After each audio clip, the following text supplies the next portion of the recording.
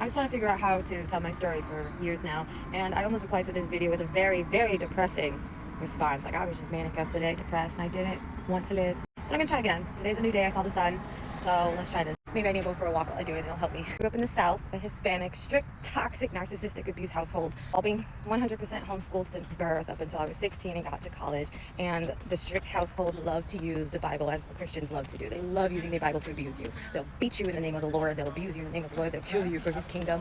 They will literally be the worst toxic humans, but say it's for God, therefore they're holy. And that was my father. Came from a Catholic upbringing, Southside Chicago, Gary, Indiana, back in the 70s, where you can only imagine it was Gotham. It was straight Chirac. It was pew pew. I didn't want to spill my family's tea or hang their laundry as they accused me of, but I realized there was no way to tell my story without the origin. It was just not possible. Why was I in that situation? Well, he was in this one. Living that type of lifestyle, large family, poor, all that good stuff. Pretty sure he took it to the streets as anyone else did, because there was some bodies dropping. He lost a brother, lost a nephew. As you know, you F around, you find out. So I'm pretty sure him and his brothers all left around, and they were all finding out. So they migrated to Florida to run away and try to, I guess, not die, which he hid from all of us, including his wife.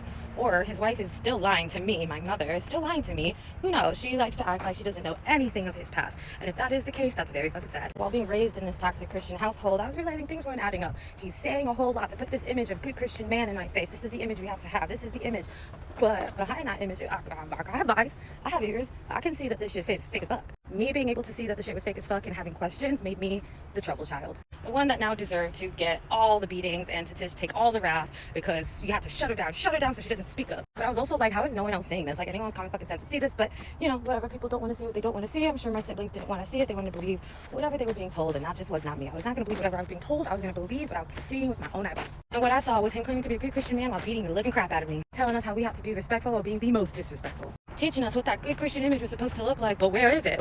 Where is it actually within the household? It wasn't there. Considering the life he came from, I see where he did his best. He tried to cut it and live, but boy, did he do it wrong. He thought just beating us into submission and keeping us quiet would help him not have to ever acknowledge or live or deal with anything he's ever done. So, as the kid who just sat and watched and listened, I was the troublemaker. I was the demon-possessed child. I was the one who was going to bring the devil into the home and ruin everything. That's what he had to just keep saying to make sure that I could not be, no one could believe me. I could not be credible, because he would smear my name so that I was not credible. And the rest of his siblings were just as toxic. If y'all saw my last video, my aunt 𝒮𝓉𝓶 quite literally said that I had the demon of a hoe in me when I was 9 years old, and had everyone treat me like a slut since then. By the time I was 12, I was so freaking tired of being treated like the slut, the hoe, the disgusting, icky person, when I am literally homeschooled, locked in this house with these people. How the oldest sister's the golden child. She could do no wrong, so anytime she did do something wrong, someone had to take the blame. My parents to this day would say that they don't like how they did things, but they sure as hell didn't try, and still aren't trying to do anything differently. It just got to the point where it was easier now to take anything and everything out on me, and I couldn't even open my mouth because I was just already known as the slut, the demon, the druggie, whatever they wanted. And again, no common sense, because I was locked in my home. I'm homeschooled. I'm not going anywhere. How am I this hoe druggie when I'm literally in an overalls dress in my living room watching Liberty's Kids? Other than the house, I did go to church, which I thought I was supposed to as a good Christian kid. Let me go to church. I wanted to do choir, so I had somewhere to go outside of that toxic house. I was volunteering in the kitchen.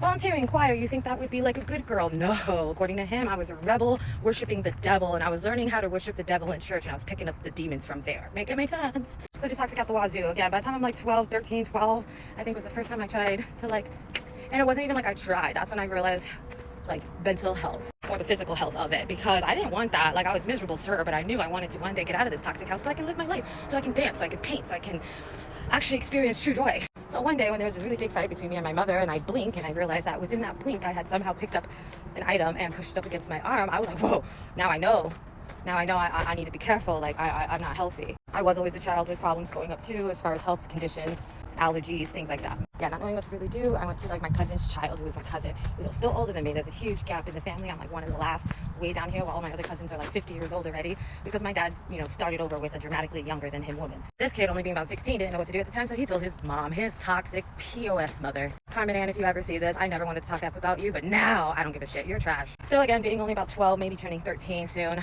I was labeled the slut that was only telling him that because I wanted to fuck him. She told my mother that I wanted to fuck him. They believed it. Of course. I thought that was the most disgusting thing. What do you mean? How are you going to believe that? That's so horrible. Well, apparently I found out that those cousins above us, my dad, and those people were fucking their relatives. So They weren't gonna think, why would you do that? They were gonna think, well, I did that. Trash. So they just smeared me as being a hoe trying to fuck, and I wasn't allowed to like hug anyone after that. If I was to hug my cousin, I would literally be grabbed and yanked off and say, stop rubbing your body on him. So of course depression in me grew. Desperation in me to get out of that household grew. I was desperate to get a job, to make money, get a car, anything I could to get out. And even though that would be seen as hardworking and like independent to a lot of people, it was seen as just rebellious trash in my family. I still did it. I went, I applied, I begged, I got it. I told them, F you, I'm gonna freaking do it anyways. So of course they did their best to drain me of any money I was making. Yes, I believe that when your kid starts their job, they should learn to pay bills. Absolutely. But you should also be realistic. If you're only bringing in $800 a month, don't be trying to take $900 a month. Teach them how to budget, teach them how to pay a bill, tell them to pay their own phone bill, but don't take all their effing money. I saw how they were always trying to take my sister's money, so I was doing my best not to give them any of mine, which again only egged on that I was a horrible person, a demon. My dad was so kind and gracious enough to give me a car, still paid for, tax, title, transfer, $1,000, but I didn't have to pay for the car, which I'm sure he saw as his biggest mistake. But once I had the car, the job, and was going to college, I thought, cool, now my next step is to save and I can get my own place. But again, because of this good Christian image, I could not do that. Not the hoe, not the slut, not the druggie of the family. You can't live on your own. You're going to destroy the image that we worked so hard to build of this good Christian fake image. If you're living on your own, being the hoe that you are, what's that going to do to us? So ding, ding, ding, ding, it was on. Me versus my father. Me trying to get away, him doing his best to destroy that. Looking back, I see where I should have ran away. 17, 18, just should have ran away. Should have ran away, lived out of my car. I made a couple attempts. I did. But I didn't want to be that 18-year-old living in her car or run away. I wanted to just simply go to school, go to work, save money, and then get an apartment. But with all our fights, he would lock the door. I would be on the run. I would just live in my car. I was just literally sleeping in my car and showering at Planet Fitness. Still going to work, still going to school. He'd file missing people reports on me so that the cops would hunt me down. It was embarrassing. They'd be harassing my jobs, harassing everyone I know. Just trying to be like, you have to come out. I'm like, what's it going to take to leave? Oh, that's right. It takes marriage because a good Christian woman gets married. Thinking my father loved me more than an image.